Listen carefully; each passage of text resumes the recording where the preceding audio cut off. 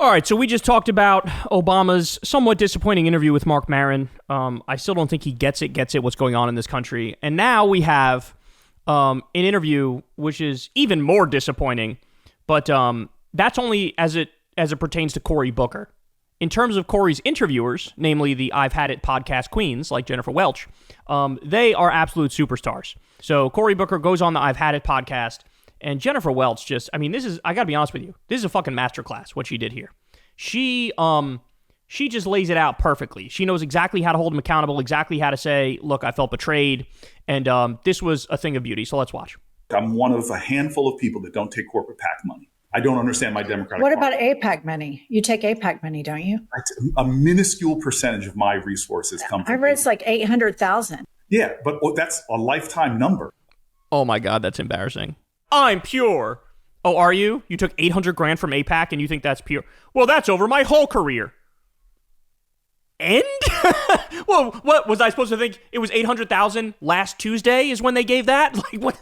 Oh my God, this is horrible. Of raising tens of millions of dollars. Let me give you the right stat. The majority of my money comes from small dollar contributions. My last report, I think 76% of it came from people that gave $25 or less. Again, we could pick at each other, or we could do what we need to be doing right now, is joining in a chorus of conviction to condemn it. And again, I'm a child of civil rights activists. You think Malcolm X and Martin Luther King agreed on everything? No. But when it came to the fight, they didn't disagree on genocide. That's sort of the thing, though, right?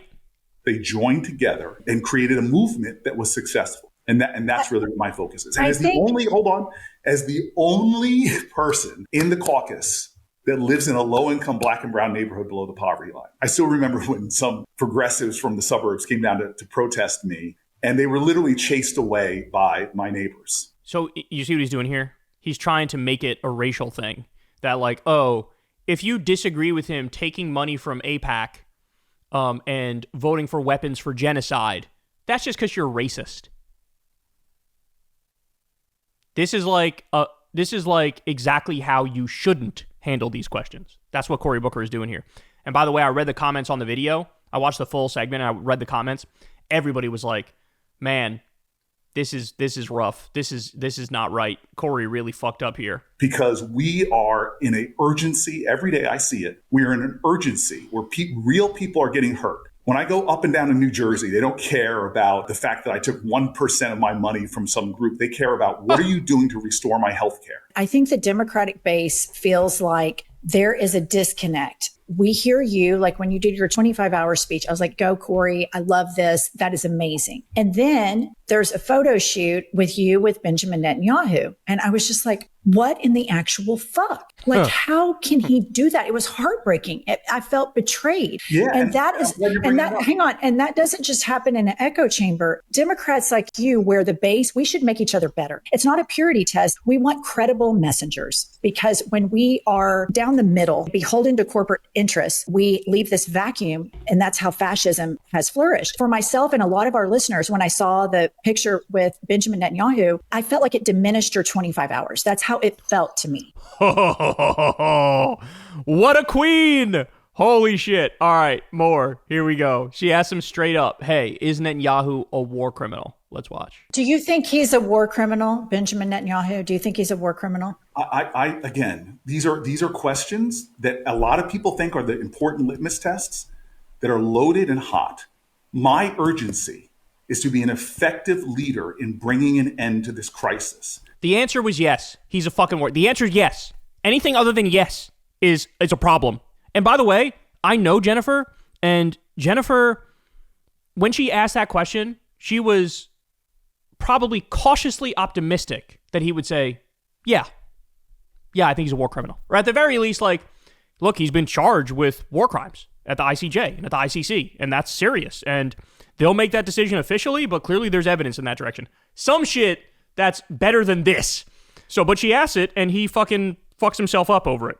And I get these questions all the time that, to me, undermine my urgency. I think the thing that Democrats get so frustrated with, where we are right now, where you see like the Zoran Mamdanis and the Graham Plattners rise up, because they can go on podcasts and you can say, do you think Benjamin Netanyahu is a war criminal? And they just say, yes. And that's the end of it. It's not all of the rhetoric answering. It's like what happens to Democratic politicians, they go through this like prism, and then we can't ever get like the answer to yes or no conversations like you do with Bernie and others. And that's the frustration for the Democratic base. Do I think Netanyahu is worse than Trump? Yes. That's not what she asked. Holy shit. Holy shit.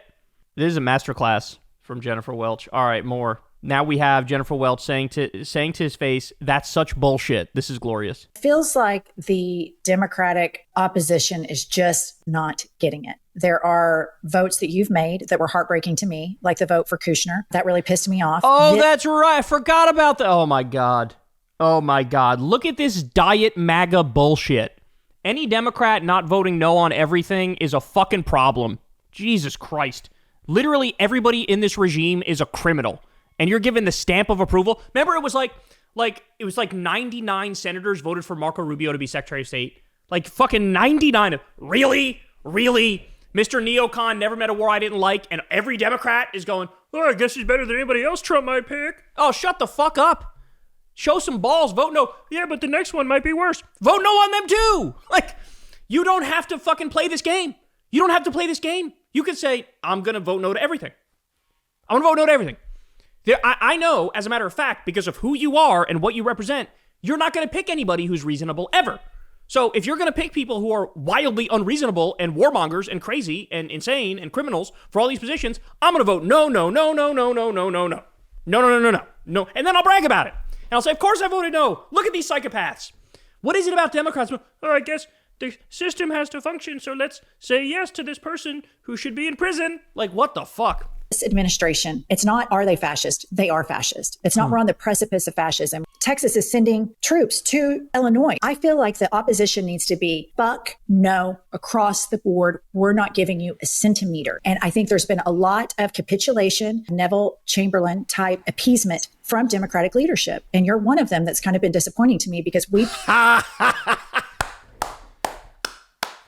Look, I got to keep it real with you guys, man. There are like two goats of debating, and it's Crystal and it's Jennifer Welch.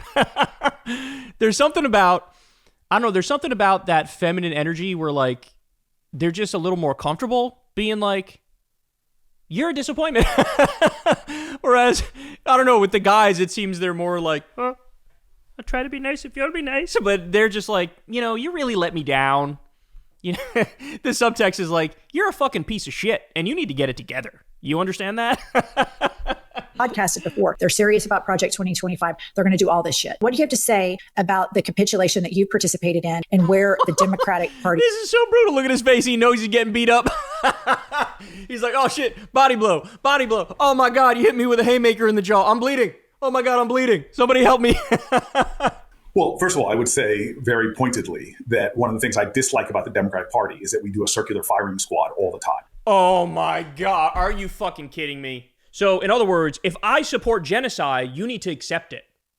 If I take a fucking fawning picture with Netanyahu, you need to accept it. Should we have accepted a fawning picture with Adolf Hitler in like 1937? Would that be okay? Like, this is the equivalent of the argument you're making. So if we need to be okay with you supporting genocide, do we have to be okay with you doing everything? How about if you randomly came out in favor of, I don't know, jailing all gay people, right? Like, oh, hey, but I'm a Democrat. Don't do the circular firing squad. It's like, come on, man. Let's not play this fucking cheap ass game. If you want to not have a circular firing squad, don't have any beliefs that would make people want to create a circular firing squad. Like, you need to represent your constituents. And if you do that, there won't be a circular firing squad. You understand what I'm saying? It's on you. Their party, they disagree. There's a wild disagreements in the Republican tent, and yet they don't shoot at each other. And we have a really good way of holding up these purity tests. So if I agree with you on 95... That's such bullshit. That is such bullshit. They fire at each other all the time. Trump has sent so many people out to pasture, so many people that he calls rhinos. Liz Cheney can tell you that they have the firing squad as well. It's not a purity test. It's, are we in this fight? And are we being beholden to corporations and corporate interests? Are we really the party of the working class? She's just incredible. Everybody go subscribe to the I've Had It podcast. Show Jennifer some love. This was a masterclass. This was great. Her and Crystal are the goats. The number of times we've covered Crystal slicing and dicing like Alyssa Slotkin and other politicians is always glorious. And this is like she's the student of Crystal and fucking nailing it. This is amazing. So I bet Cory Booker's regretting it. But again, she has a way about herself where at the end of it, Cory Booker was like, you guys are doing great work, keep it up. And it's like, bro, you don't realize you just got annihilated. Like, it was Mortal Kombat flawless victory type shit. But just an absolute masterclass. She's right. She's right. I don't know about you guys, but I think Jennifer Welch should be the head of the DNC, or she should run for president, because this energy is exactly what we need. Hey, y'all, do me a favor and like and subscribe. It helps out big time in the algorithm. Click the bell as well for notifications when videos drop, and watch that video on screen right now. You know you want to.